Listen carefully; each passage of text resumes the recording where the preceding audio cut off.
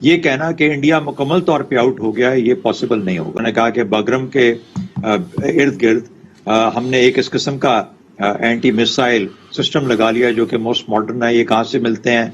Iron dome type weapon systems. India जो है इस खत्ते में सबसे बड़ा प्लेयर है और देखिए अगर अफगानिस्तान में सिविल वॉर होती है और ट्रांजिशन ऑफ पावर स्मूथ नहीं होती, जिसके इशारे मिल रहे हैं कि नहीं होगी, तो इंडिया को तो बड़ा फर्टाइल ग्राउंड मिलता है। तकरीबन 3,000 लोग जो हैं वो मौजूद हैं, रॉ के ऑफिसर्स, फील्ड वर्कर्स नहीं, ऑफिसर्स। और ये बड़ी खौफनाक आइंदा चंद दिनों में एक सूरत हाल है कि अफगानिस्तान के अंदर क्या खूनी खेल खेला जा रहा है और उसको खेलने वाले कौन है। इंडियन फौजी वहां पहुंच गए हैं।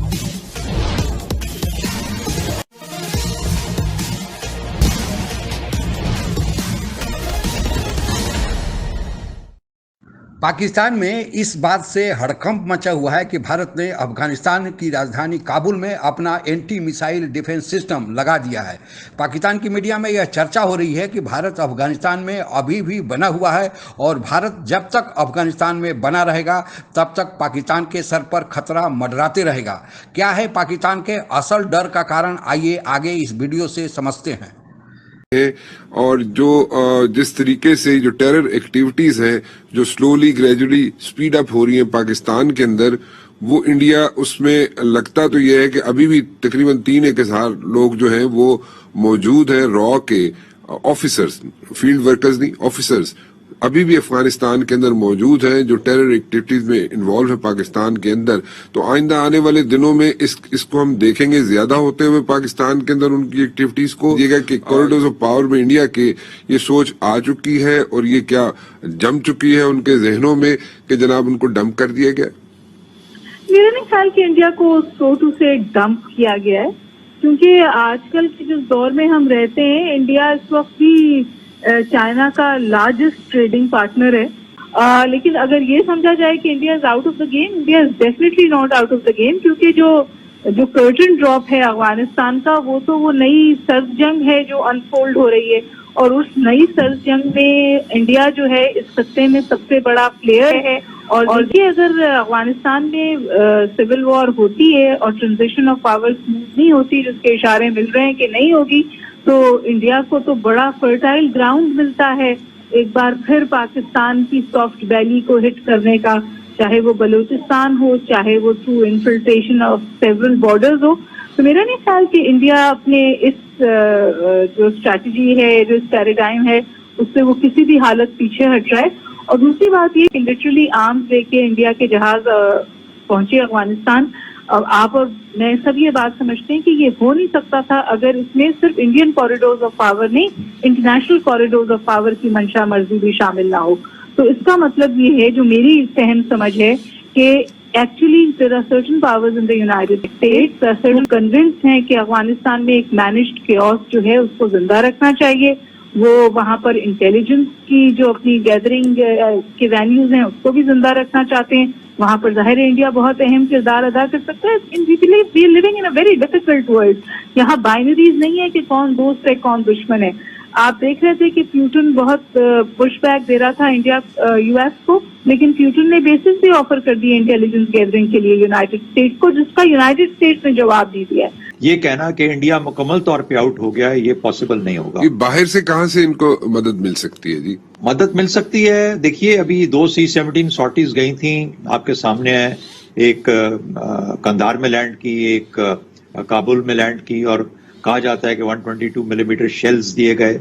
उसके बाद आपने ये भी सुना कि उन्होंने कहा कि बगरम के इर्द गिर्द हमने एक इस किस्म का एंटी मिसाइल सिस्टम लगा लिया जो कि मोस्ट मॉडर्न है। ये कहाँ से मिलते हैं? Iron dome type weapon systems. Multifaceted, multiple players जो कि इस किस्म की सपोर्ट कहीं ना किसी न किसी को देने की, तो इसलिए इंडिया मुकम्मल तौर पे आउट फिलहाल नहीं है। किसी सूरत में भारत ये नहीं चाहता, चूंकि भारत नहीं चाहता कि अफगानिस्तान में अमन हो। भारत नहीं चाहता कि अफगानिस्तान के अंदर जो वो दहशतगर्दी की ट्रेनिंग दे रहा था पाकिस्तान के खिलाफ वो खत्म हो।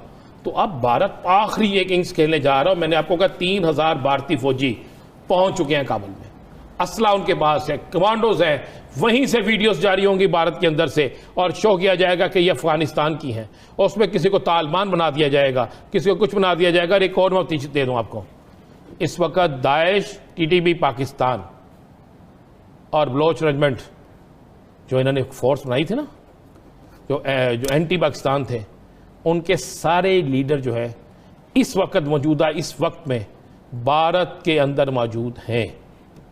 और अजीत दौलत के साथ जो उनके रवाबत हैं, जो वहाँ पे एक मीटिंग्स हो रही हैं, जो वहाँ पे सारा कुछ, और आपने गौर नहीं किया आज क्या कहा है हमारे वज़ीर इत्तलात ने कि जो एक बस हुआ उसमें क्या हुआ, उसमें कहा गया कि गैर मुल्की बारूद इस्तेमाल हुआ है। उसके बाद हमारे जो सिपाही हैं, हमारे जो फौजी हैं, हमारी इस कौम की जो शान है, उनको जिस तरह शहीद किया जा रहा है, अचानक ये तेज़ी कहाँ से आई है? ताकि पाकिस्तान जो है उनकी नज़रें इस तरफ हो जाए, पाकिस्तान को नुकसान बचाया जाए, पाकिस्तान में गैर मुल्कियों को नुकसान बचाया जाए।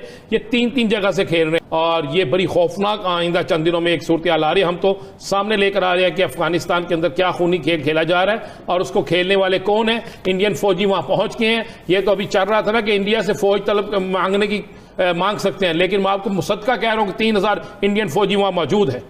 यह बात सही है कि हाल में ही अफगानिस्तान के भारत स्थित राजदूत ने एक प्रेस वार्ता में यह कहा था कि अगर अफगानिस्तान को जरूरत पड़ी तो वह भारत से सैनिक सहायता की मांग कर सकते हैं।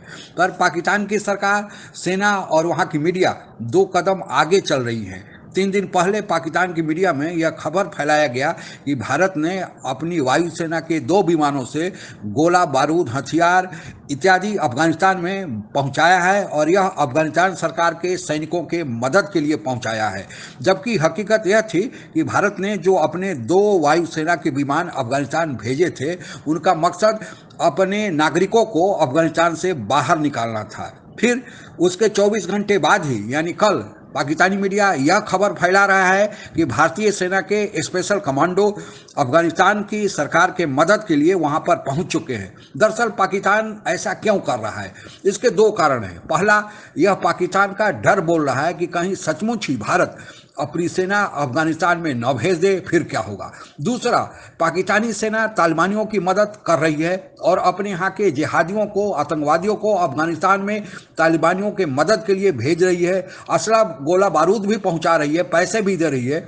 अफगानिस्तान सरकार पाकिस्तान के इस काम के लिए पाकिस्तान को लगातार कटघरे में खड़ा कर रही है, क्योंकि पाकिस्तान ने अमेरिका सहित अंतर्राष्ट्रीय जगत को यह वादा किया है, यह कमिटमेंट दिया है कि वह अफगानिस्तान के मामले में कोई हस्तक्षेप नहीं करेगा। जो भी वहां पर सरकार चुनकर आएगी उसी को वह मदद करेगा या उसी को वह मान्यता देगा।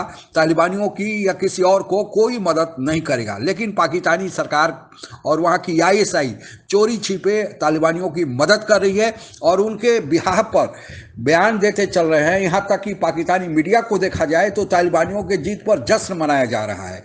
हकीकत यही है कि कहीं यह भेद न खुल जाए, और पाकिस्तान तो हमेशा दोगली नीति अपनाने के लिए माहिर है। इसीलिए कल अफगानिस्तान के राष्ट्रपति ने जो ACO की बैठक संपन्न हुई है उज्बेकिस्तान में, उसमें उन्होंने इस मसले को उठाया ही नहीं, बल्कि इमरान खान की मौजूदगी में ही इमरान खान को खरी खोटी सुनाई, जिससे उनको बेईमानी और उनके दोहरे रवैये का जो पर्दाफाश किया, उससे उनकी इतनी बेइज्जती हुई है कि वे मीटिंग छोड़कर बीच में ही निकल गए।